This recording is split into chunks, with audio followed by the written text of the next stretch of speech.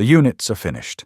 Lights still turn on automatically each evening, triggered by sensors waiting for residents who never arrived. Balconies overlook streets designed for morning walks that no one takes. Showrooms sit staged, untouched, with furniture aligned for walkthroughs that stopped happening years ago. Sales offices remain locked, their windows reflecting a future that quietly expired. This development wasn't rushed. It wasn't cut short. It wasn't left unfinished by contractors who walked away or investors who lost faith mid-construction. Every unit was completed, every system tested, every assumption approved by analysts whose models showed demand where none existed. And yet, after launch, after the ribbon cutting and the marketing blitz and the carefully staged opening events, almost no one bought in. The question isn't why this luxury development was abandoned. The harder question is, what happens when a project is built perfectly for a buyer that doesn't exist? When construction ended, the real test was supposed to begin. The final unit received its certificate of occupancy in March. Contractors packed their equipment. The site, which had been a coordinated chaos of concrete trucks and lumber deliveries for 3 years, fell silent except for the hum of ventilation systems cycling air through empty rooms. The development occupied 47 acres on the edge of a mid-sized American city. The location had been chosen with care. Close enough to downtown for professionals who valued short commutes. Far enough out for families who wanted space and quiet.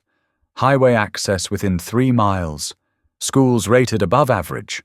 Parks and retail planned for adjacent parcels that would, the developers promised, transform the area into a complete urban village. The architecture reflected contemporary luxury tastes. Clean lines, floor-to-ceiling windows, private terraces on upper floors. Exterior materials mixed stone veneer with fiber cement panels in earth. Tones. The aesthetic was meant to feel timeless, neither trendy nor dated, appealing to buyers who wanted sophistication without flash. Inside, finishes followed the same logic. Quartz countertops, not granite. Wide plank laminate flooring that mimicked hardwood. Stainless appliances, subway tile backsplashes, soft close cabinets. Everything chosen to photograph well and satisfy expectations without pushing into true custom territory. Common areas received more attention. The lobby featured a 2-story atrium with a water feature and seating clusters. A fitness center occupied the ground floor with equipment facing windows that looked onto landscaped courtyards. The rooftop terrace offered grilling stations, fire pits, and lounge furniture arranged to frame city views. These were the spaces that would appear in marketing materials, the amenities that justified premium pricing. The development contained 212 units. Studios started at 650 square feet. 1-bedrooms ranged from 800 to 950. 2-bedrooms stretched to 1,300. A handful of 3-bedroom penthouses topped out at 1,800 square feet, with wraparound terraces and upgraded fixtures. Pricing reflected the market analysis completed 2 years earlier during pre-development. Studios began at $320,000. 1-bedrooms started at $410,000. 2-bedrooms opened at $560,000. The penthouses were listed at $850,000, a figure the developers believed signaled exclusivity without alienating serious buyers. Construction had consumed $38 million. Land acquisition, another $12 million. Financing, permits, legal fees, and carrying costs added $9 million more. The total investment approached $60 million before the first unit was offered for sale. The absorption model prepared by the development team projected steady sales, 20 units in the first 6 months, 40 more in the following year. The remainder within 30 months of launch. At those rates, revenue would cover costs, service debt, and generate returns that satisfied investors. The model assumed one critical thing: demand. And demand, it turned out, was the variable no spreadsheet could create. This project wasn't designed for everyone. It was designed for a very specific buyer. The target demographic had been defined through focus groups, surveys, and analysis of comparable developments in similar markets. The ideal purchaser was a professional or dual-income household, age range 30 to 50, annual income between $120,000 and $250,000, childless or with one child, someone who valued walkability, amenities, and low maintenance over square footage and private yards. The marketing materials spoke directly to this buyer, a young couple in business casual walking a small dog through the lobby, a woman in athletic wear leaving the fitness center with a yoga mat, a man working on a laptop at the rooftop terrace while the sun set behind him. The imagery was aspirational but accessible, suggesting a lifestyle just within reach for those willing to stretch financially. The pitch emphasized convenience, no lawn to mow, no snow to shovel, building maintenance handled by professional management, security at the entrance, package delivery to a dedicated room with coded lockers, reserved parking in a heated garage, everything designed to eliminate the friction of home ownership while preserving the investment benefits. Location anchored the value proposition. The development sat 2 miles from a revitalized downtown corridor where tech startups and design firms had begun clustering. New restaurants opened quarterly. A craft brewery district attracted weekend crowds.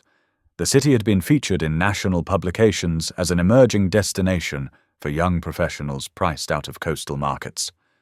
The thesis was straightforward. As the urban core grew more expensive, buyers would migrate outward seeking value. This development offered proximity to the energy of downtown without downtown prices. It was positioned as the smart choice for people who understood market dynamics and wanted to enter before appreciation accelerated. Financing was structured to facilitate entry. The developers partnered with local lenders to offer programs that reduced down payment requirements to 5% for qualified buyers. Marketing emphasized monthly payment estimates rather than total price, framing affordability in digestible terms. The assumption behind all of this was that buyers matching the demographic profile existed in sufficient numbers and were actively searching for exactly what the development offered. That assumption was about to be tested. The numbers worked as long as one assumption held. The absorption model wasn't invented arbitrarily. It drew from comparable sales data across the region. Similar developments in neighboring cities had moved units at predictable rates. A project 30 miles north sold through its inventory in 24 months. Another 40 miles west achieved 70% occupancy within 18 months of launch. The developers extrapolated from these examples. Their city was growing. Population had increased 4% over the previous 5 years. Employment was up. Median household income had risen. The fundamentals, as they termed them, supported confidence. What the model could not account for was timing. The comparable developments had launched during a period when mortgage rates hovered near historic lows and consumer confidence remained elevated. Buyers felt secure in their employment and optimistic about future earnings. Stretching to purchase a condo at the top of their budget seemed reasonable because the trajectory felt upward. By the time this development launched, conditions had shifted. Interest rates had climbed 2 full percentage points. Monthly payments on a $400,000 mortgage increased by several $100s. What had been tight but manageable became genuinely uncomfortable for many buyers in the target demographic. Consumer sentiment had cooled as well. Economic headlines carried more caution. Inflation crept higher. Stock market volatility returned. People who might have committed to a purchase a year earlier now hesitated, waiting for greater clarity before making the largest financial decision of their lives. The assumption that past performance predicted future results proved fragile. Markets are not static. Conditions that enable rapid absorption can evaporate quickly. The developers had bet on continuity. What they encountered was change. Demand, it became clear, was not a feature of the product. It was a condition of the market, and the market had moved. High-end real estate doesn't generate demand. It depends on it. The development offered genuine quality. Construction was sound. Finishes were appropriate. Amenities exceeded what most comparable properties provided. From an objective standpoint, the product delivered on its promises. But quality alone does not compel purchase. A well-built unit in an excellent building is only valuable if someone wants to live there and can afford to buy it. Desirability and affordability are separate variables, and both must align for transactions to occur. The development's positioning as luxury created its own complications. Luxury implies exclusivity, a product meant for those who can afford more than the baseline. That framing elevates perceived value, but also narrows the buyer pool. You are no longer competing for everyone looking for housing. You are competing for those looking for premium housing who have premium budgets. In markets with deep reserves of affluent buyers, this strategy works. Coastal cities, major metropolitan centers, resort destinations all sustain luxury developments because the volume of qualified buyers can absorb new inventory even at elevated prices. This market was different. The city's economy was diversified and stable, but it was not generating wealth at the pace or scale required to fill 212 luxury units quickly. High earners existed, but many already owned homes. Those who didn't were often younger professionals still building savings or uncertain about long-term plans. The development asked buyers to commit significant capital to a product category that, for many in the target demographic, felt aspirational rather than necessary. A young professional earning $130,000 annually could, with financing, afford a $400,000 condo. But should they? Was it prudent? Did it align with their goals? Or was it a stretch that limited flexibility? These questions, which each potential buyer weighed privately, aggregated into a market dynamic the developers could not control. The product was ready. The buyers were not. Luxury, it turned out, was a description of what had been built, not a guarantee that anyone would buy it.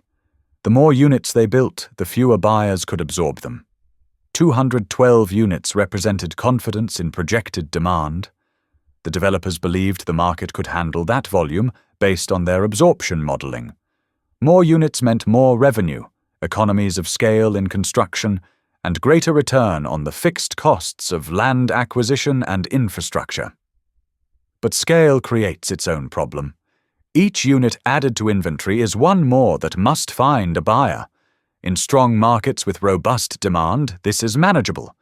Inventory moves steadily, and scale accelerates profit. In weak or uncertain markets, inventory becomes a burden. The development launched into a market where demand was softer than anticipated.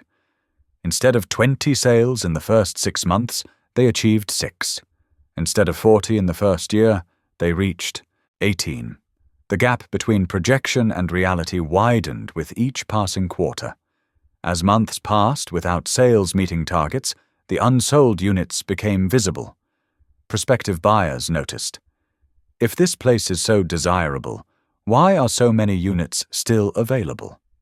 The question, unspoken but present, introduced doubt. Abundance suggests lack of demand. Lack of demand undermines perceived value. The phenomenon is self-reinforcing. Slow sales create hesitation. Hesitation slows sales further. Buyers who might have purchased early, when inventory was fresh and momentum seemed possible, now waited to see if prices would drop, or if better opportunities would emerge elsewhere. The developers faced an absorption trap. 212 units was too many to move quickly in a cooling market, but too few to justify holding long-term as rental inventory. The project was sized for a scenario that no longer existed. Scale, intended as an advantage, had become a structural problem. Every unsold unit was capital locked in an asset that generated no return, only cost. Opening day came, and almost no one showed up. The launch event was planned with care. The developers rented the rooftop terrace, hired caterers, and invited local real estate agents, brokers, media, and a curated list of potential buyers identified through prior inquiries. The goal was to generate energy, create urgency, and convert interest into contracts. Attendance was modest. Fewer than 40 people arrived, many of them agents fulfilling professional courtesy rather than genuine interest. A handful of potential buyers toured units, asked questions about financing and timelines, and left without commitments. The developers had hoped to announce multiple sales that evening, proof that demand was real and momentum was building. They announced 0. No contracts were signed. No deposits were collected. In the days following the launch, the sales team followed up with attendees. Most responses were polite, but non-committal. Beautiful space, great amenities. We're still exploring options. The feedback was frustratingly vague, offering no actionable critique but no pathway to conversion. The launch was meant to be a catalyst. Instead, it confirmed what the developers had begun to suspect. The market was not waiting for this product. Buyers existed in theory, but they were not actively searching for what had been built, at the prices being asked, in the location offered. Marketing materials went out to broader audiences. Digital ads targeted users based on age, income, and browsing behavior. Print ads ran in regional lifestyle magazines. Open houses were scheduled for weekends, staffed with agents trained to walk visitors through the building's features and answer questions about financing. Traffic remained light. Some weekends saw 12 visitors. Others saw 3. The conversion rate from tour to contract hovered near 0. The development had entered the market with confidence that its quality and positioning would generate its own demand. That confidence was now exposed as hope. Hope is not a sales strategy. Nothing about the launch or the weeks that followed suggested the trajectory would improve without fundamental change. Promotion increased awareness, not demand. By month 6, the developers had spent nearly $300,000 on marketing. Digital campaigns, print ads, broker incentives, open house events, and even a partnership with a local influencer who posted about urban living to her modest following. The efforts generated visibility. Website traffic increased. Brochure requests came in. People became aware that the development existed. What they did not do was buy. Awareness and demand are not the same. Marketing can inform potential buyers that a product exists and communicate its features, but it cannot create the underlying conditions that make someone willing and able to purchase.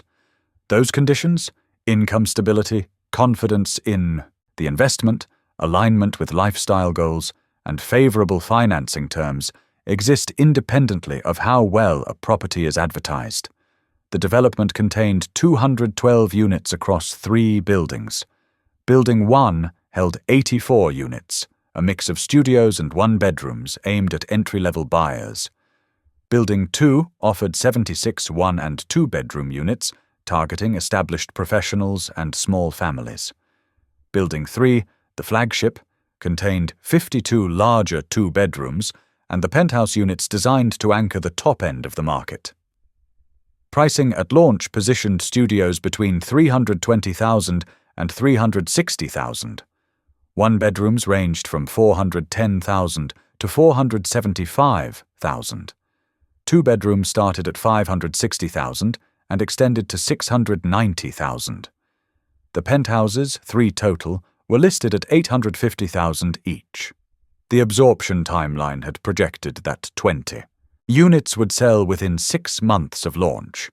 The developers expected buyers to enter at the lower price points first, studios and smaller 1-bedrooms, creating momentum that would carry upward into the 2-bedroom and penthouse inventory. 6 months in, 18 units had sold. 12 were studios, 4 were 1-bedrooms, 2 were 2-bedrooms. None of the penthouses had generated serious interest. The sales pace was running 70% below projections. Marketing alone could not close that gap.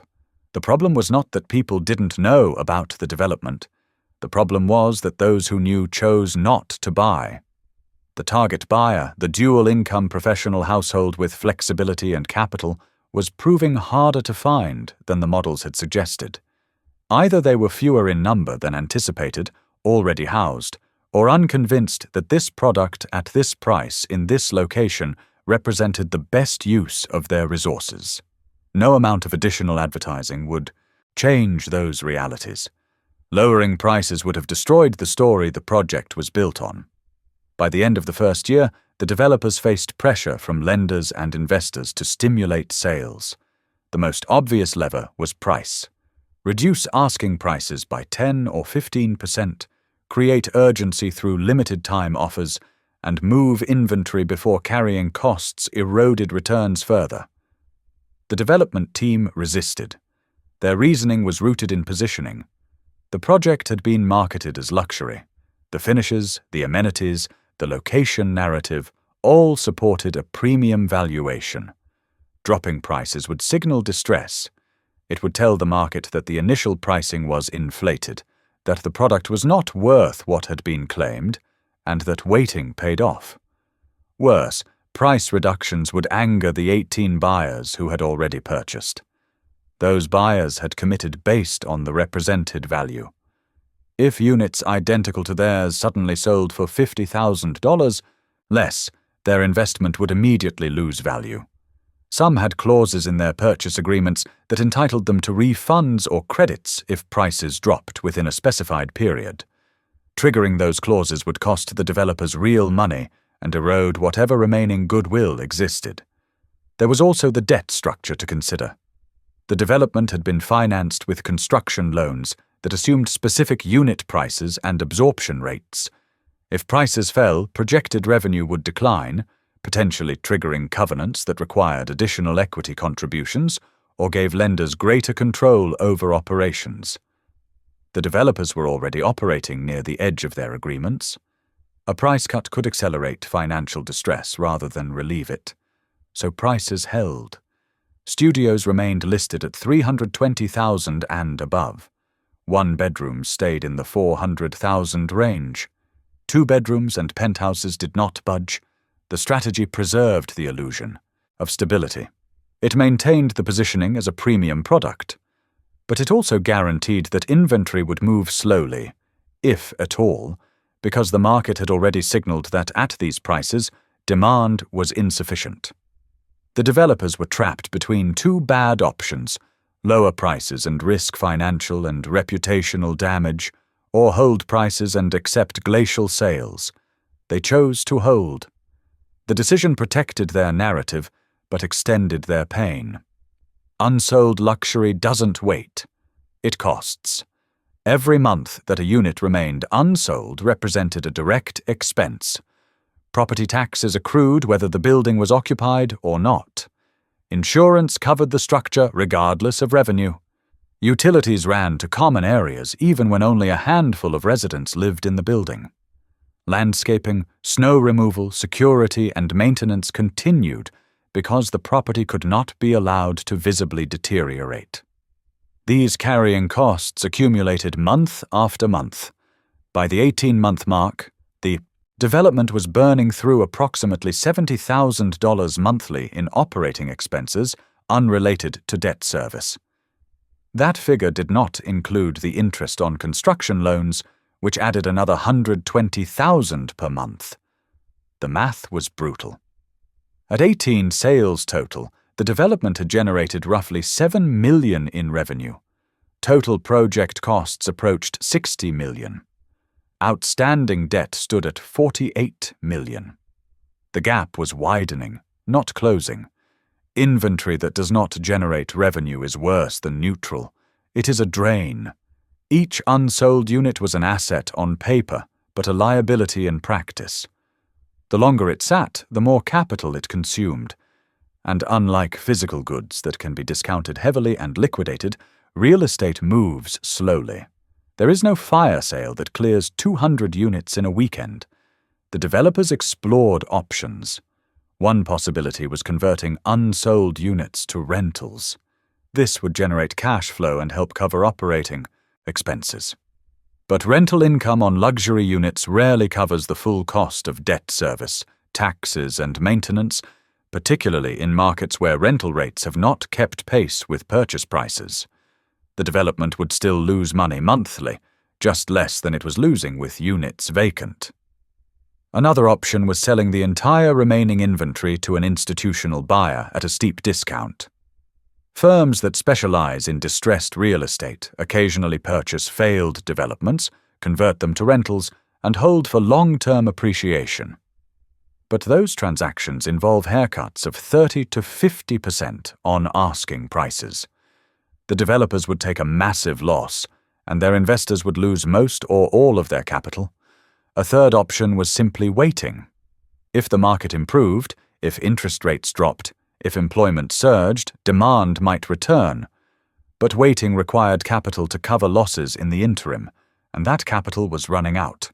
Inventory had shifted from asset to burden.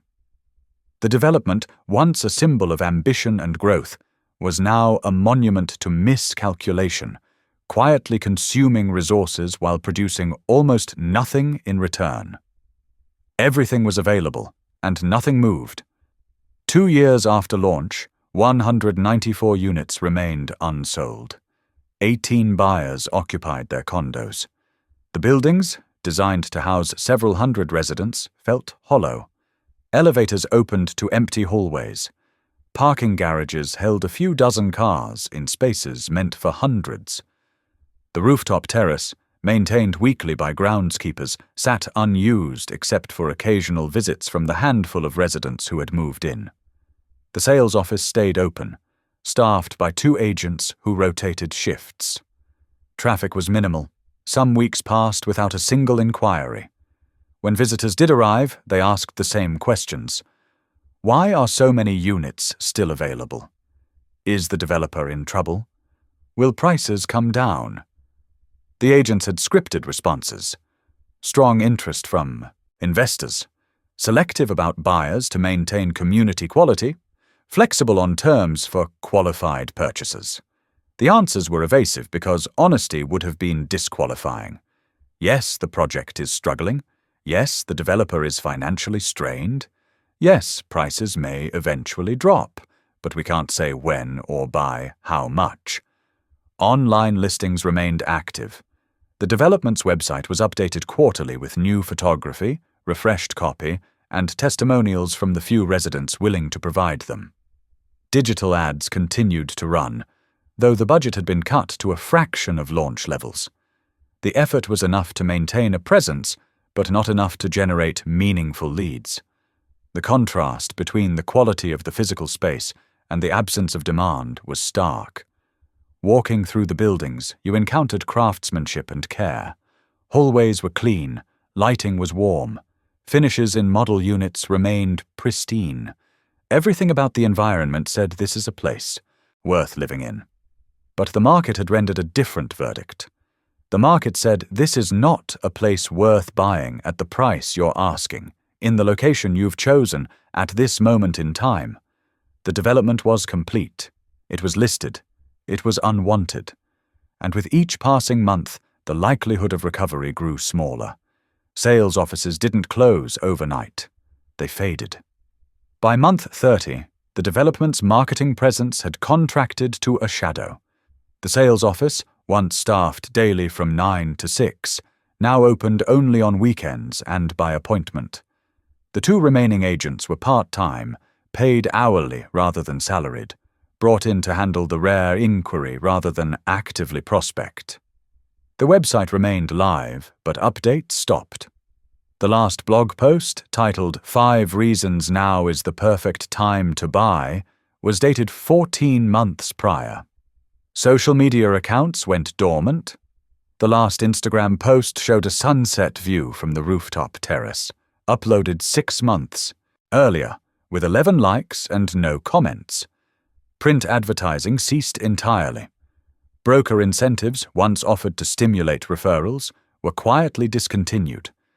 The developer's attention and remaining resources shifted elsewhere, to other projects, to damage control, to negotiations with lenders. The retreat was strategic.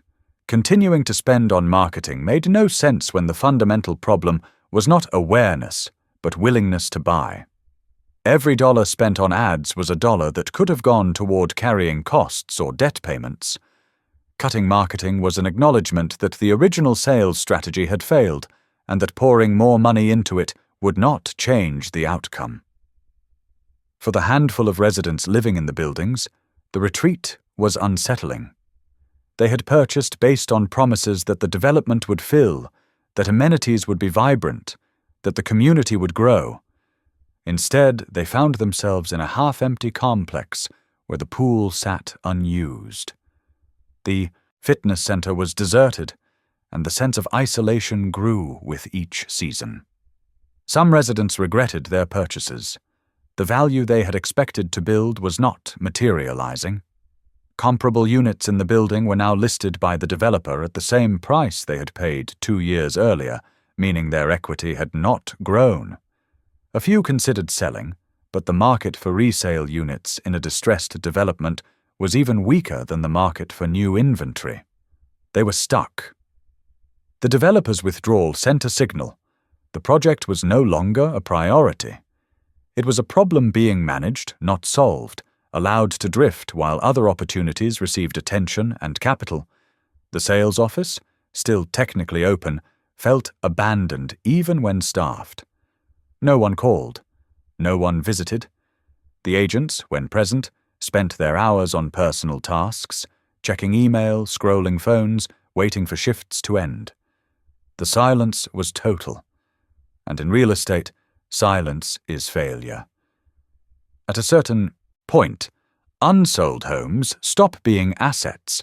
Accounting treats real estate inventory as an asset, something with value that can be sold to generate revenue. But accounting lags reality. On the developer's balance sheet, the unsold units were still valued at projected selling prices. In the real world, those prices were fictional.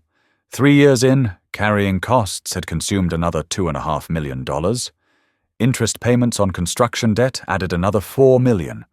Total cash outflow since completion exceeded $6 million, against revenue of $7 million from the 18 units sold. The project was underwater, and the water was rising. Lenders were losing patience. The original construction loans had been extended twice, each time with higher interest rates and stricter covenants.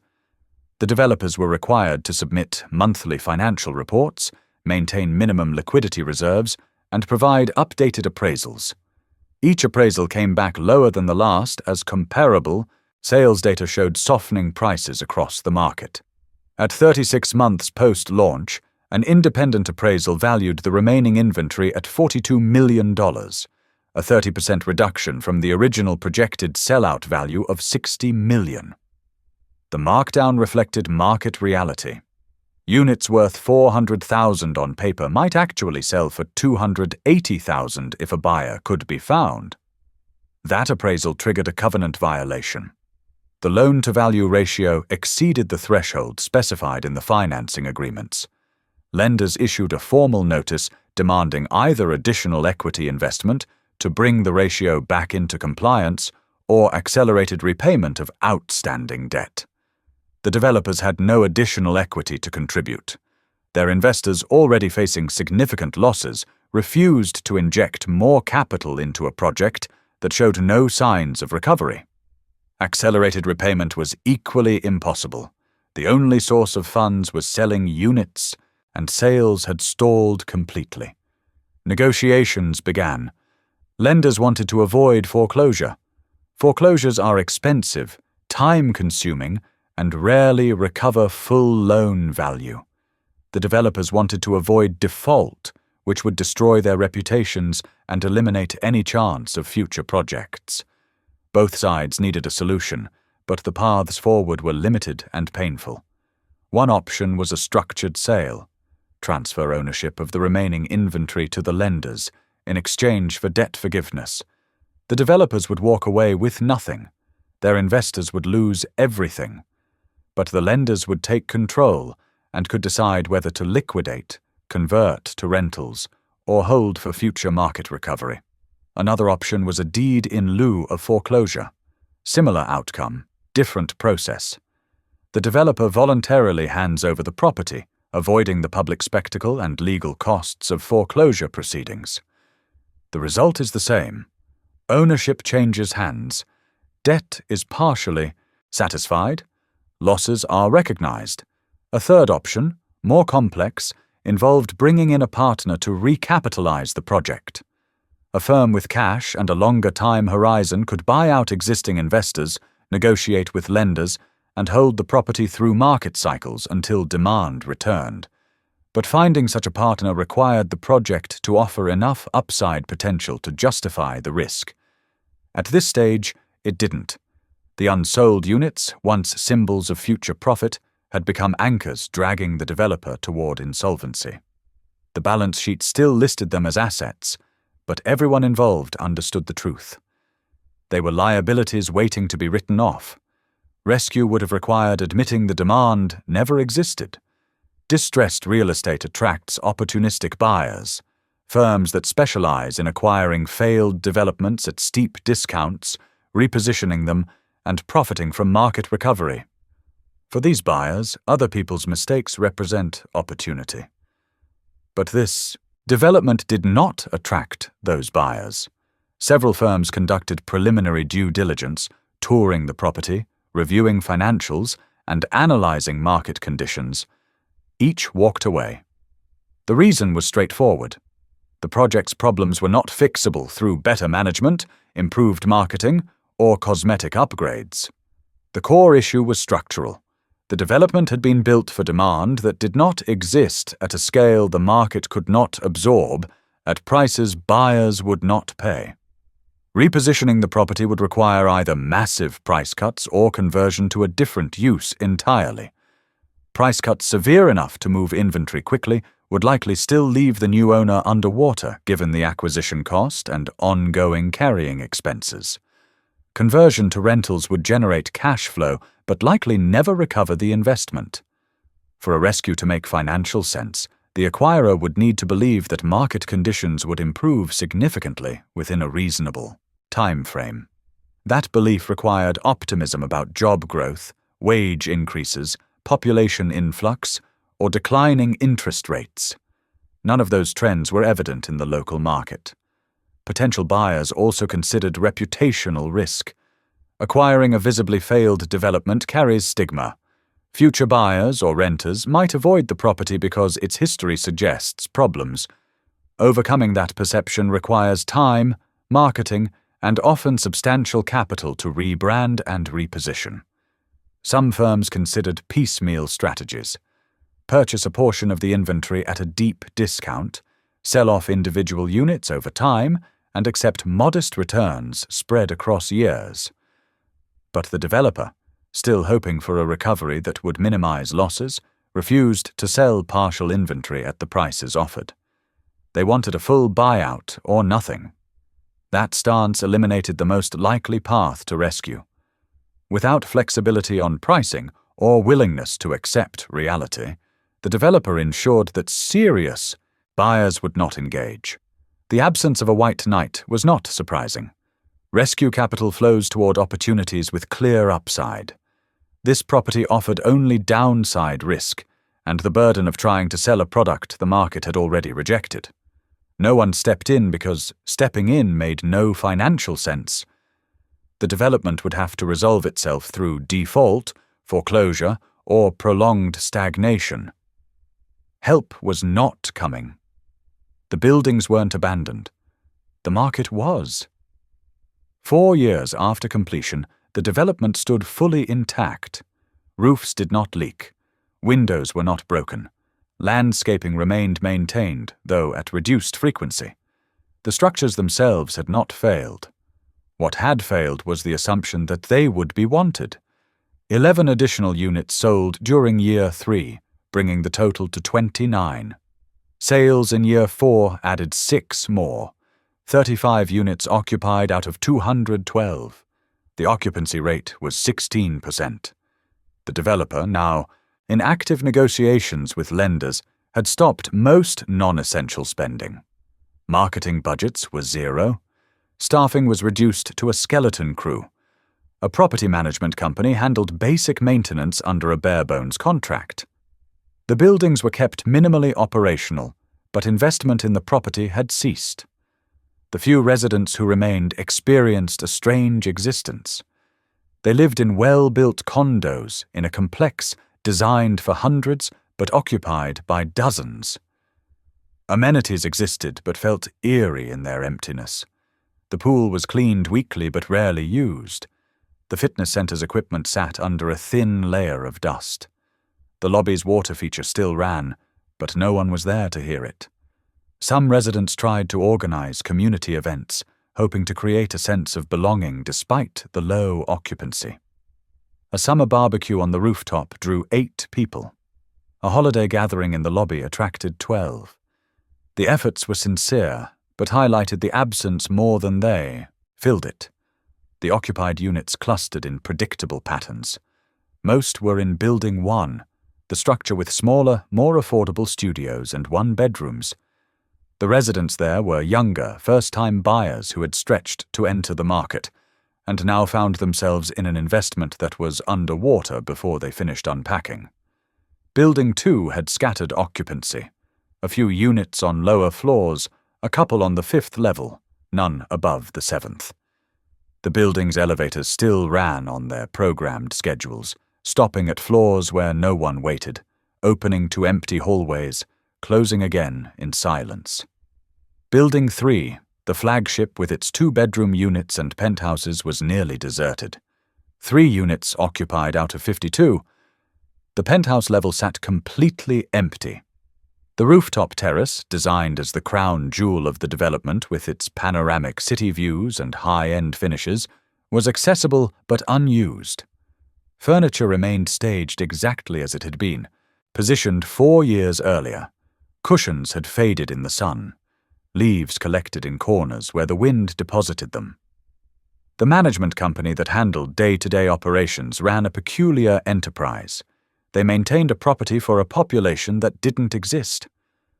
Hallway lights were replaced when they burned out, though weeks might pass before anyone noticed. HVAC systems cycled through empty units to prevent mechanical failure.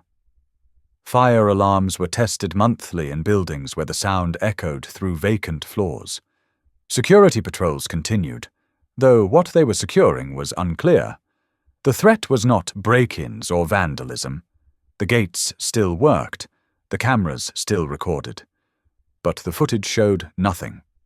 Empty lobbies, vacant corridors, parking garages with rows of empty spaces under flickering fluorescent lights.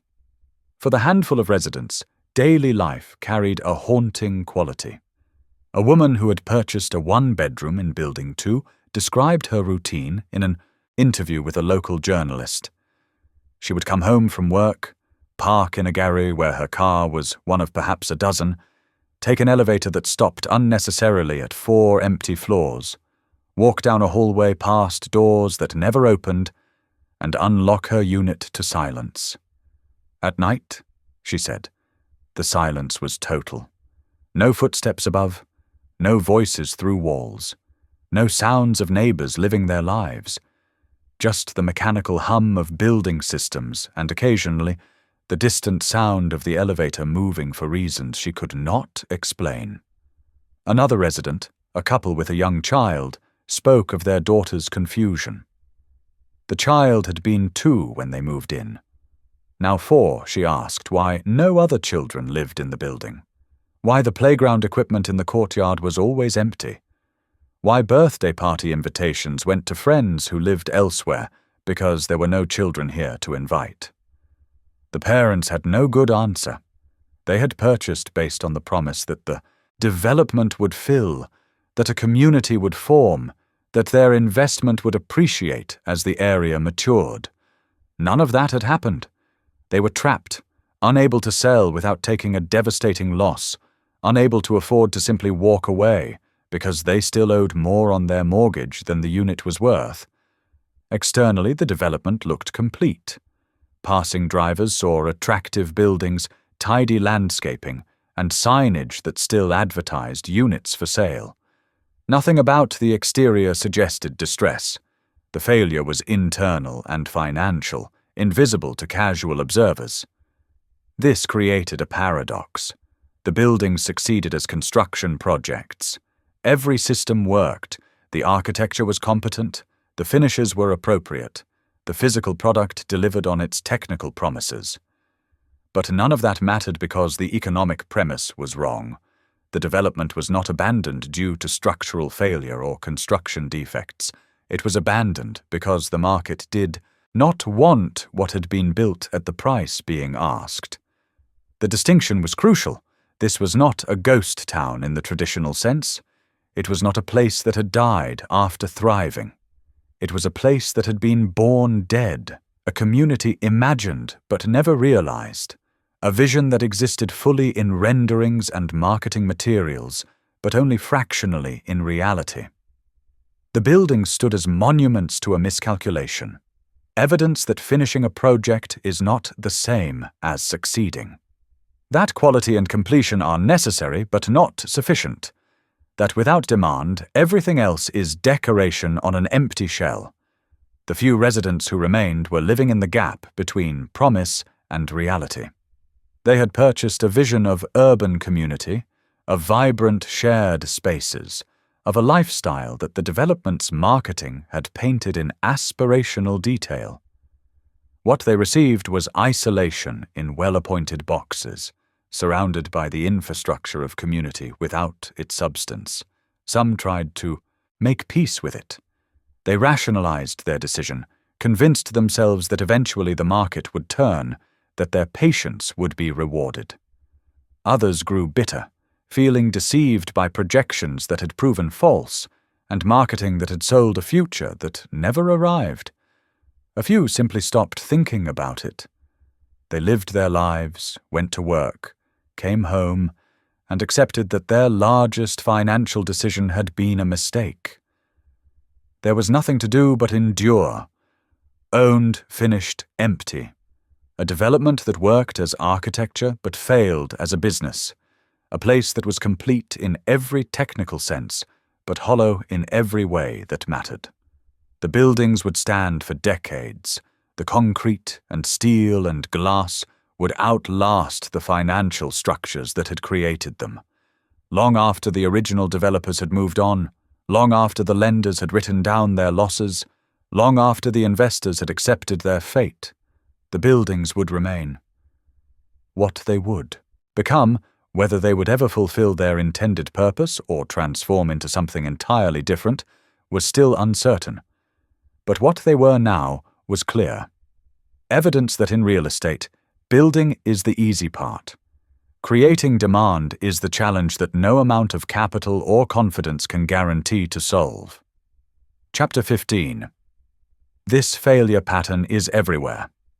This isn't rare, it's repeating globally. The story of this development is specific in its details but generic in its structure. The same pattern has played out across markets, geographies, and decades. This is not an isolated failure, it is a systemic pattern embedded in how real estate development operates. In Spain, entire coastal developments built during the pre-2008 boom sit empty, row after row of finished condos marketed to Northern European retirees who never materialized in projected numbers. The construction quality is sound, the locations are scenic, the pricing at the time seemed reasonable, but demand collapsed with the financial crisis, and recovery never fully returned. Drive along the Costa del Sol today, and you will pass developments where balconies face the Mediterranean, but curtains never open. Where parking garages were built for hundreds of cars, but hold dozens. Where community pools are maintained by staff who service a handful of residents scattered across buildings designed for hundreds. The developments are not ruins. They are complete, modern, and fundamentally unwanted at the prices required to justify their construction. In China, ghost cities on the urban periphery contain millions of square feet of completed residential space with occupancy rates below 20%. Ordos, in Inner Mongolia, became internationally known for its empty towers and vacant boulevards. Local governments encouraged construction to drive GDP growth. Developers built to capture subsidies and speculative investment. But organic demand from actual residents did not match the supply created. The buildings in these ghost cities are not temporary or poorly constructed. They are permanent structures, often built to standards that exceed much of China's existing housing stock. They have electricity, water, elevators, and all the infrastructure of modern urban living. What they lack is people. The assumption that urbanization would continue at rates fast enough to fill the inventory proved wrong. The cities were built for a future that arrived more slowly than projected, if it arrived at all. In the United States, the Sun Belt saw a wave of luxury condo developments during the mid-2000s that failed to sell through, even as the housing market boomed elsewhere. Phoenix, Las Vegas, and parts of Florida were littered with half-occupied towers where developers had bet on continued population growth that slowed or reversed. One development in Las Vegas, a 40-story tower with more than 600 units, saw construction halt in 2008 with the structure topped out, but interiors unfinished. It stood incomplete for years, a skeletal monument to miscalculation visible from the Strip. Eventually, a new buyer acquired it at a fraction of the original investment, completed construction, and converted it to condos at dramatically reduced prices. Even then, absorption was slow. Another project in Phoenix, a cluster of mid-rise buildings near the city center, completed construction in 2007 with 320 units priced for affluent buyers. By 2009, fewer than 30 had sold. The developer walked away. The lender took control. The buildings were eventually converted to apartments, where they remain today, operating as rentals rather than the luxury ownership community originally envisioned. In Florida, the condo market along the Gulf Coast experienced a surge of construction in the mid-2000s, driven by investor speculation and optimistic absorption models. Dozens of towers were planned. Many were built. When the market turned, they sat partially occupied, bleeding cash, dragging down lenders and investors. One development in Tampa, a pair of towers with nearly 500 units combined, completed in 2008.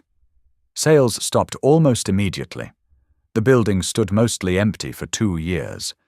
Eventually, they were sold to an institutional buyer for less than 40 cents on the dollar relative to construction cost. That buyer converted them to market-rate rentals and achieved stabilized occupancy within 3 years.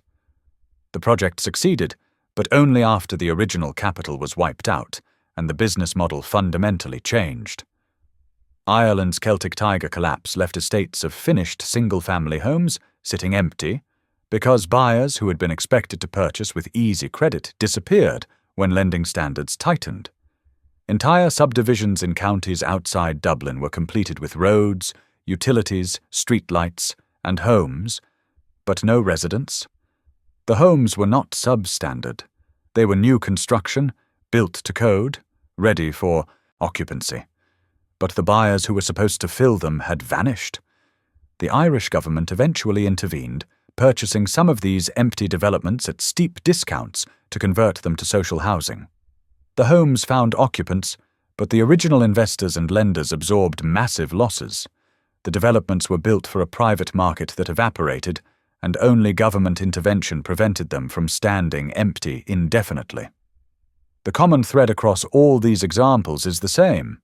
Projects built on assumptions about demand that proved inaccurate.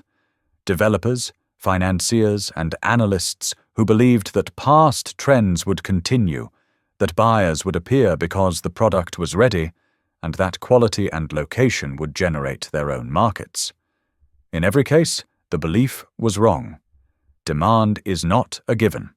It is a variable influenced by employment, interest rates, consumer confidence, demographic trends, and dozens of other factors that shift constantly.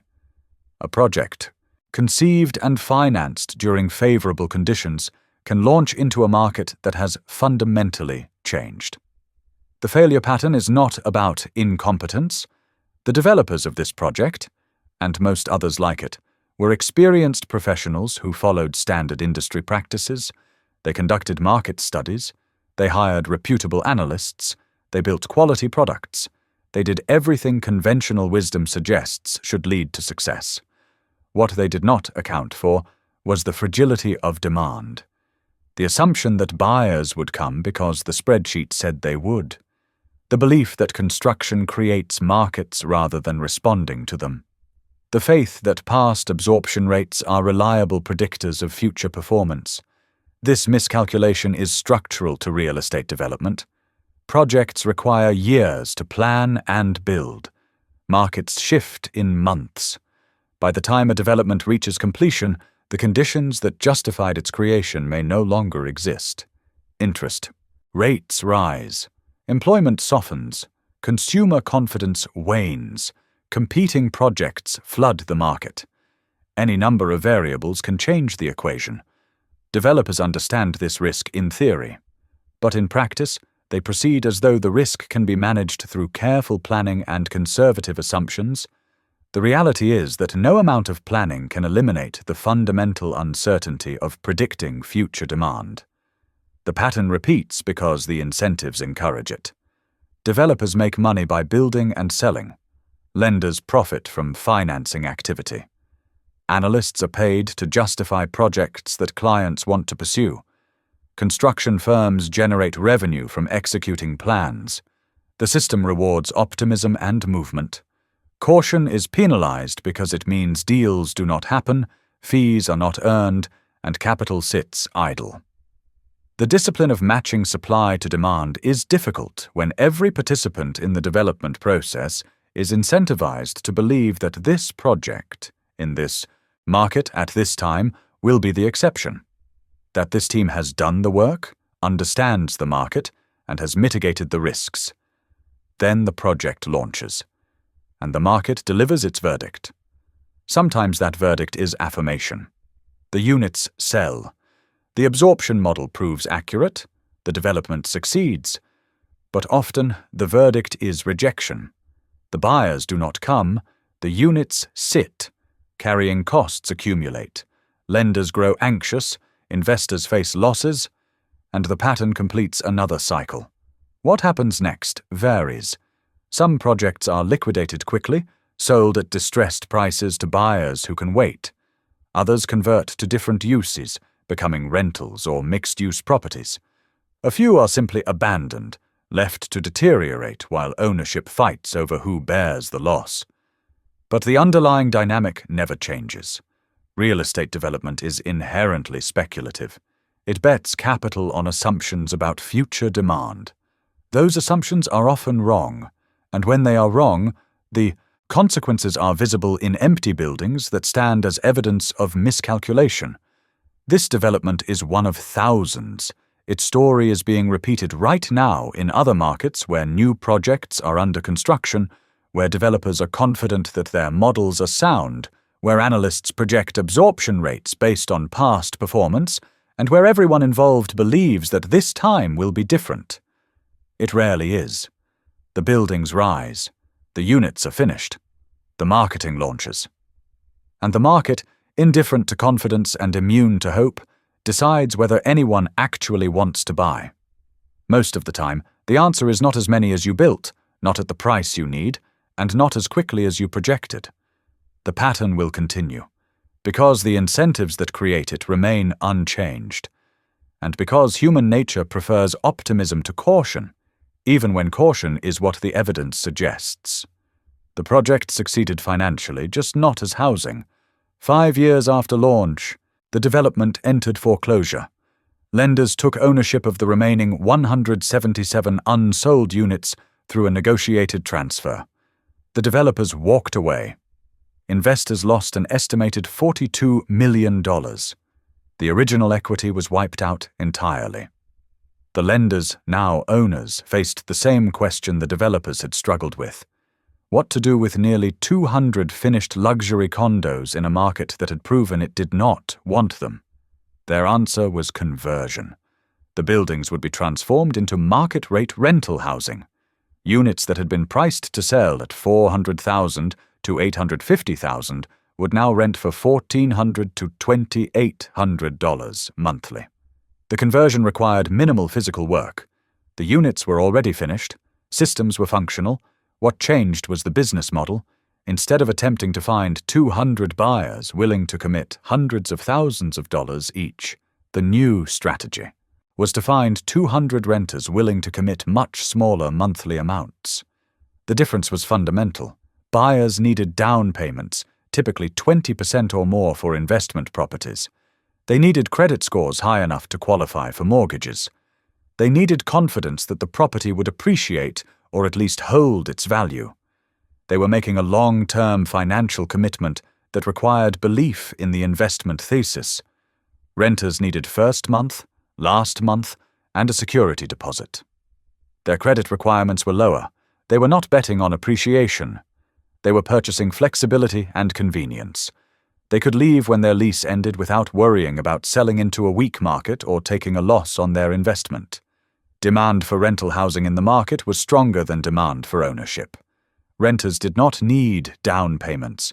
They did not worry about long-term property values. They valued flexibility over investment. The same units that sat empty for years as condos began filling within months as rentals. The lenders repositioned the property with a clear strategy. They dropped the luxury branding that had created unrealistic price expectations. The development was no longer marketed as exclusive or premium. It was presented as high-quality rental housing in a convenient location with excellent amenities. The messaging shifted from aspiration to practicality. Rental rates were set at market levels, not at prices designed to recover sunk costs. Studios rented for $1,400. One-bedrooms ranged from $1,700 to $2,000. Two bedrooms went for $2,300 to $2,600. The penthouses, which had sat empty for 5 years at asking prices of $850,000, were rented for $2,800 per month. The math was straightforward. At full occupancy, the development would generate approximately $420,000 in monthly rental income, or just over $5 million annually. After operating expenses, property taxes, insurance, and reserves, net operating income would be roughly $3 million per year. The lenders had acquired the property through foreclosure, meaning their basis was the outstanding loan amount, approximately $48 million. At a $3 million annual return, the yield was just over 6%. Not spectacular, but acceptable for institutional capital with a long time horizon. Within 18 months of the conversion, occupancy reached 78%. Within 3 years, it stabilized above 90%. The buildings, once monuments to failure, were now functioning rental communities generating steady cash flow for the institutional owner. The resident profile changed entirely. The renters were not the affluent professionals who had been targeted as buyers. They were younger, more transient, and less financially established. Some were recent college graduates in their first jobs. Others were mid-career professionals who had relocated for work and were not ready to buy. A few were people rebuilding credit after financial setbacks, who could not qualify for mortgages but could afford rent. The community that emerged bore no resemblance to the vision in the original marketing materials. There were no networking events in the lobby. No young professionals gathering on the rooftop terrace after work. The amenities were used, but casually. The pool saw activity on summer weekends. The fitness center had regular users. But the aspirational lifestyle that had been sold never materialized because it had never been real. The financial outcome for the original stakeholders was catastrophic. The developers lost everything. Their reputation was damaged. Future projects would be harder to finance. Investors who had believed the absorption models and committed capital saw total losses. The $42 million in equity was gone. For the 18 buyers who had purchased units during the initial sales period, the outcome was painful but not fatal. Their units retained some value, though significantly less than they had paid. When comparable units in the building began renting for $1,700 per month, the implied value of their condos dropped to perhaps $250,000 based on rental capitalization rates. They were underwater, but they could either hold and wait for recovery or rent out their units and cover most of their mortgage payments. But for the lenders who took control at a massive discount, the project eventually became profitable. They had acquired the property for cents on the dollar relative to construction cost. The outstanding loan balance of $48 million was well below the $60 million that had been spent on development. Even at distressed pricing, the lenders had captured the property at a basis that allowed rental operations to generate acceptable returns. Rental income, though modest per unit, aggregated across 200 units covered debt service, operating expenses, and generated cash flow. The lenders had no emotional attachment to the original vision. They were not trying to prove a thesis about luxury condo demand. They were managing an asset to produce income and minimize loss. The development had succeeded, just not in the form originally intended. It was never going to be a luxury condo community filled with owner-occupants building equity and forming a vibrant urban village. The market had no appetite for that product at that price in that location. But as rental housing offered at market rates to tenants who valued the amenities and location without the commitment of purchase, it found its purpose. The buildings were occupied, the property functioned, cash flowed. From the perspective of the current owners, the project worked. The lesson was stark. The project was not built for the buyers described in the marketing materials. It was built to absorb capital, generate fees during development, and eventually transfer risk from developers to lenders to institutional owners who could afford to wait. From that perspective, the development succeeded perfectly. Money flowed through the system. Developers earned fees during the planning and construction phases. Contractors were paid for their work. Lenders collected interest on construction loans. Professionals, architects, engineers, lawyers, and consultants all extracted their fees. By the time the project failed to sell through, most of the participants had already been compensated. The only parties left exposed were the equity investors and the lenders who had to take ownership when the developers defaulted. The investors lost everything. The lenders recovered part of their capital through the conversion to rentals. The system worked exactly as designed. Risk was transferred from those who created it to those willing to bear it in exchange for potential returns. When returns did not materialize, losses were absorbed by capital that had agreed to take that risk. The fact that the original vision collapsed was irrelevant to everyone who had already extracted their value and moved on. The market does not care about intentions. It cares about outcomes. The outcome here was that a building was constructed, jobs were created, capital was deployed, and eventually, after massive losses and restructuring, the property found a use. The only losers were the investors who believed the absorption models and the handful of early buyers who paid full price for units that would take years to recover their value, if they ever did. Everyone else walked away whole or close to it. Real estate at this scale is not about building homes. It is about moving capital. The buildings are the vehicle. The renderings and marketing materials are the story used to justify moving that capital. Demand is optional as long as someone else is left holding the asset when the music stops. This development, like thousands before it and thousands to come, fulfilled its real purpose. Not housing, not community. Financial engineering.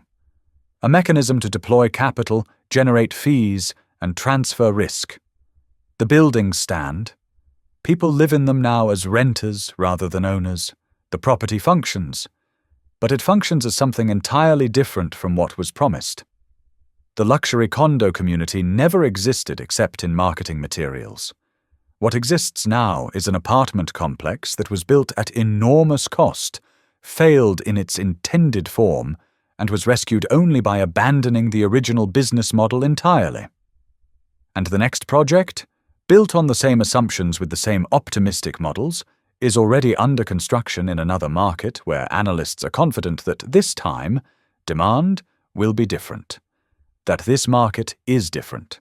That this team has learned from past mistakes. That the absorption model is conservative and realistic. It won't be. The units will be built. The marketing will launch. The projections will prove optimistic. And somewhere between 18 and 36 months after completion, the developers will realize that the buyers they modeled do not exist in the numbers required. Carrying costs will mount. Lenders will grow anxious. Investors will face difficult conversations.